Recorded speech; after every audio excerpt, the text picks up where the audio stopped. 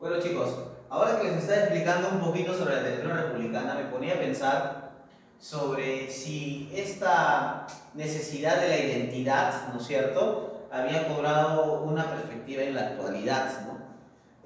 Por ejemplo, me pongo a pensar ahora en cómo los muchachos, antes de ponderar una canción pues como de Susana Baca o de Eva y yo, ahora escuchan pues a Bad Bunny, ¿no? O a J Balvin, ¿no? Y no lo voy a negar, ¿no? Yo también escucho a veces, ¿no? Pero profesor, ¿la música también marca una identidad? Pues sí, ¿no? Porque de alguna manera si nos ponemos a pensar en que uno de los objetivos principales de la literatura republicana fueron la afirmación nacional y hablamos del himno nacional del Perú, ustedes saben que hay una cuestión básica dentro del himno nacional que hasta ahora de repente muchos no se han dado cuenta. El himno nacional actualmente se canta, a partir de la primera estrofa pasa a la sexta estrofa. Es una idea que se manifestó en el gobierno de Alan García, o sea, más o menos en el año, si mal no me equivoco, 2006. O sea, en el 2006 Alan García dijo, bueno, ya vamos a dejar de, digamos, cantar la segunda estrofa del himno porque habla mucho de que nosotros fuimos una raza opresiva, fuimos una raza sometida, etcétera, etcétera, y vamos a hablar de la parte de nuestra idiosincrasia religiosa, ¿no? Entonces, por ejemplo, tú ahora cantas el himno nacional y dices, bueno, rendimos el homenaje al dios de Jacob, ¿no? Y tanta cosa. Pero, ¿no es cierto? Si tú vas a la segunda estrofa del himno, te vas a dar cuenta que ahí dice, ¿no es cierto? Largo tiempo el peruano oprimido, ominosa cadena arrastró, condenado a una cruel servidumbre. O sea que esa idea del himno remarca toda la historia de la República peruana, ¿no? Porque la República Peruana fue, digamos, una estructura política, ¿no es cierto?, confrontacional con un nuevo sistema político, que era la República. O sea, imaginemos, por ejemplo, que tú que estudias en el Colegio GUNI, ¿no es cierto?, de pronto el Colegio GUNI cambie de directiva, por ejemplo. Entonces, ¿tú qué vas a hacer? Vas a decir, pero si antes me gustaba esta directiva y ahora no me gusta esta directiva, ¿cómo hago para de alguna manera luchar contra esta nueva impostura? Tal vez eso es lo que pasaba en ese momento que se crea la república. Una república que no sabía de procesos inmediatos y que tenía como clase gobernante importante a la clase aristocrática. Entonces imagínate que solamente el 3% de los peruanos elegían por casi el 100% de los mismos. O sea que básicamente el 97% de los peruanos, que era la masa popular, estaba disconforme con los procesos que se estaban dando. Era conocida como la República Aristocrática Limeña, pues. Entonces, ¿por qué Lima siempre va a ser el foco centralista de todas las funciones políticas? Porque lamentablemente es la capital del Perú, ¿no? O sea, profesor, que básicamente el gobierno del Perú ha sido construido con una visión centralista, claro, es lo que vemos actualmente, ¿no? Por ejemplo, en este proceso de la cuarentena del COVID, tú, por ejemplo, antes que ver noticias de Puno, de Cusco, de Arequipa, ¿no?, siempre ves todo se enfoca en Lima, todo se enfoca en Lima, todo se enfoca en Lima. Tenemos no solamente un Estado centralista, tenemos un periodismo centralista, tenemos una cultura centralista, tenemos una sociedad centralista, ¿correcto? Porque pensamos que Lima es lo mejor, ¿no? Y ese es el grave problema. No pensamos en una construcción manifiesta global, sino pensamos en una construcción unívoca, ¿correcto? Se dice que por esta época, y eso es algo que se va a ver, ¿no es cierto?, con posteriores años, ¿no?, que los peruanos luchaban no solamente por su territorio. Los indígenas no solamente luchaban contra los abusos de la colonia, luchaban porque se sentía parte de un lugar, y ese lugar era el Perú como tal. Por eso, la literatura republicana va a tener dos etapas manifiestas, ¿no es cierto?, o el costumbrismo. La primera etapa, que es la que vamos a tocar el día de hoy, con Felipe Pardo y Aliaga, ¿no es cierto?, aristócrata, importante, y con Manuel Asencio Segura, padre de militares, ¿no? Entonces, imagínate, ¿no? Estas dos vertientes que vamos a ver el día de hoy están constituidas por un aristócrata y uno de la clase popular, ¿no? Y esta segunda etapa va a estar marcado por Ramón Rojas y Cañas, por Manuel Atanasio Fuentes, y por Narciso Arestegui. ¿Saben por qué es importante? Porque va a ser el primero en crear la novela peruana. La primera novela peruana es creada por Narciso Arestegui, que se llama El Padre Orán, ¿no es cierto? En El Padre Orán vamos a destacar un fundamento importante, que a pesar de que el Perú llegó a ser una república, ya habíamos adquirido dentro de nuestra idiosincrasia, ¿qué cosa? La religión católica. Entonces el Padre Orán va a ser una de estas visiones pedagógicas importantes en cómo los peruanos nos vamos a instruir con respecto a la religión, ¿correcto? Entonces, por eso es que todavía seguimos teniendo como religión máxima, superior e importante en todo el Perú a nivel nacional a la religión católica. Ahora, el constructivismo tardío se va a llevar con Abelardo Gamarra, alias El Tunante. El Tunante se lo puso como un apelativo periodístico. Cuando él escribía, ¿no es cierto?, sus reseñas, sus crónicas, por ejemplo, en el diario de la Nación, después en el diario de la República, siempre firmaba con el apelativo de El Tunante. ¿Correcto, chicos? Ahora, ¿por qué son importantes los escritores de acá? Porque van a colindar con su función inmediata, que es su función periodística, su función literaria, pero también ellos van a participar en ciertos procesos de la guerra de la independencia.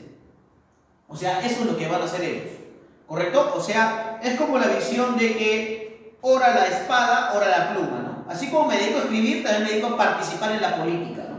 Y eso es lo que hacían ellos. Ellos no solamente escribían literatura, sino que hacían una crítica sobre el nuevo proceso de república que se estaba gestando en el Perú.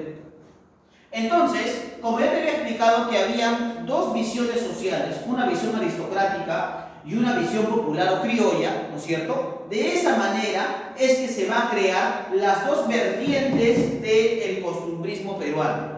Una vertiente criollista y una vertiente anticriollista.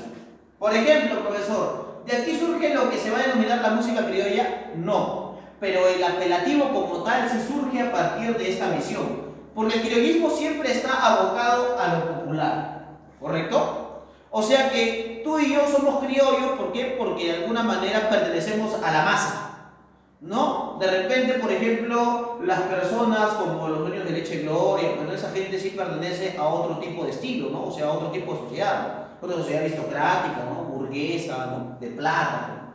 Pero bueno, el Perú dividido en dos secciones a partir de las imposturas literarias, ¿no? El criollismo y el anticriollismo, ¿correcto? El criollismo, también llamado colorismo. ¿Y por qué se llama colorismo? Porque enfoca a todos los colores, a todas las razas y a todas las culturas que habitan en el Perú. Por ejemplo, como la famosa frase de el maestro Ricardo Palma, ¿no? El que no tiene de Inga, tiene de Mandinga, ¿no? O sea que, si usted cree, por ejemplo, un blanquito, ¿no es cierto? Si te crees, por ejemplo, un hijo descendiente del tío Sam, ¿no es cierto? Estados Unidos, déjame decirte que estás equivocado. Porque dentro de sus venas debe correr algunos resquicios de repente, ¿no es cierto?, de esa sangre provinciana que todos tenemos, ¿no? Por ejemplo, colorismo. Ahora, el criollismo representa a la joven y naciente república. Estamos hablando, pues, de el criollismo que está enfocando a la gente del pueblo. A la gente del pueblo. ¿Por qué, chicos? A eso enfoca. Y por eso va a utilizar un lenguaje popular y un lenguaje coloquial, ¿correcto? A partir de ahí se empiezan a utilizar dentro de la literatura ciertos modismos del dialecto peruano y limeño sobre todo, ¿no? Utiliza el teatro, ¿no es cierto?, el artículo de costumbres, que era un manifiesto periodístico ubicado en esas esquelas, y en menor la sátira, ¿correcto? Porque siempre buscaba no solamente hablar de la república como, digamos, un sistema político anecdotario, sino que también buscaba hablar de la república y criticarla para al mismo tiempo mejorar como sociedad, ¿correcto? Y su principal representante, pues, va a ser el maestro Manuel Asensio Segura, o también, ¿no es cierto?, conocido como el padre del teatro nacional, ¿correcto? Él va a ser conocido como el padre del teatro nacional. del Teatro Nacional. Algunos datos sobre Manuel Asensio Segura es que Manuel Asensio Segura, muchachos, ¿no? Nace en Lima en un hogar de padre militar, ¿correcto? O sea que él conoció mucho el ámbito militar. Su vida humilde le permite a él retratar, ¿correcto?, circunstancias de la vida cotidiana y plasmarla en sus obras. O sea que como él estaba más cerca del pueblo, pues, ¿no es cierto?, va de alguna manera a conocer las desavenencias de los habitantes de Lima en la época, sobre todo las desavenencias de los habitantes populares de Lima, ¿correcto? En 1841 va a dirigir La Bolsa, que va a ser un periódico, y posteriormente, en 1841 va a editar otro diario que se comenta, y en 1848 El Moscou, ¿correcto? O sea que hay que recordar que los autores de esta época siempre estaban relacionados en su función periodística también, ¿correcto? Porque la literatura, ¿no es cierto?, va a tener como medio para su conocimiento o para su publicación, ¿no es cierto?, los diarios, ¿sí? Y así como hay un representante del pueblo, ¿no es cierto?, que es Manuel Asensio Segura, también va a haber un representante de la clase aristocrática, y en este caso va a ser Felipe Pardo y Aliaga, o también lo que se conoce como el anticriollismo. Si el criollismo se llama colorismo, el anticriollismo se va a llamar el colonialismo. ¿Y por qué el colonialismo? Porque todavía quieren, ¿no es cierto?, que se mantenga el sistema del virreinato español, ¿no es cierto? Mientras esos son liberales, estos van a ser conservadores, ¿correcto? Ahora, el anticriollismo representa al colonialismo nobiliario, o sea, a la pequeña clase aristocrática o al pequeño grupo que todavía gobernaba esa época del Perú. Exaltación y crítica a la aristocracia. Profesor, pero si son aristócratas, ¿por qué van a criticar a la aristocracia? Porque la aristocracia no pudo defender sus condiciones de su poderío virreinal. Porque la aristocracia limeña era la única que se beneficiaba del virreinato. Y como el virreinato ya había sido desplazado por las rebeliones indígenas, entonces por eso es que ellos van a empezar a criticar la propia aristocracia o el propio mundo donde ellos viven, ¿no? Porque ellos no han podido defender ese sistema que a ellos les beneficiaba. Desprecio por lo popular, eso es muy importante. Su lenguaje, chicos, va a ser castizo, culto y afilado. ¿Eso qué quiere decir? Eso quiere decir que solamente ese lenguaje servía, o la literatura estaba hecha para cierta clase de gente, no para todos. Y tiene preferencia por la sátira y el artículo de costumbres. Sátira y artículo de costumbres. ¿Eso qué quiere decir? Que lo único que de alguna manera asimila, o que lo único que iguala al criollismo y el anticriollismo es su función periodística, ¿no? La literatura está, digamos, utilizando el periodismo para su mayor representación. Su principal representante va a ser Felipe Pardo y Aliaga. ¿Y por qué va a ser importante? Porque él va a traer el costumbrismo al Perú, ¿correcto? Es el primer escritor que va a traer el costumbrismo al Perú. Algunos datos sobre Felipe Pardo y Aliaga.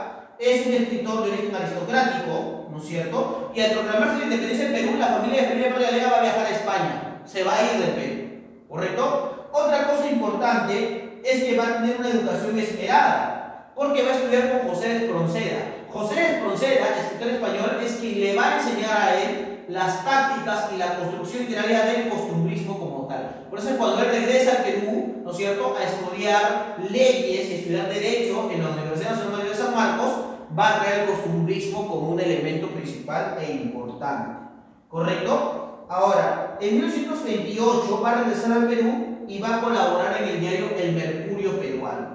Y a partir de ahí va a escribir su obra principal, que se va a llamar El espejo de mi tierra, donde va a criticar al nuevo sistema gubernamental y a sus costumbres. En este caso, por ejemplo, va a criticar al baile de la zamacueca, ¿no es cierto? Entonces, chicos, es así como se dividen esas dos vertientes del criollismo y el anticriollismo.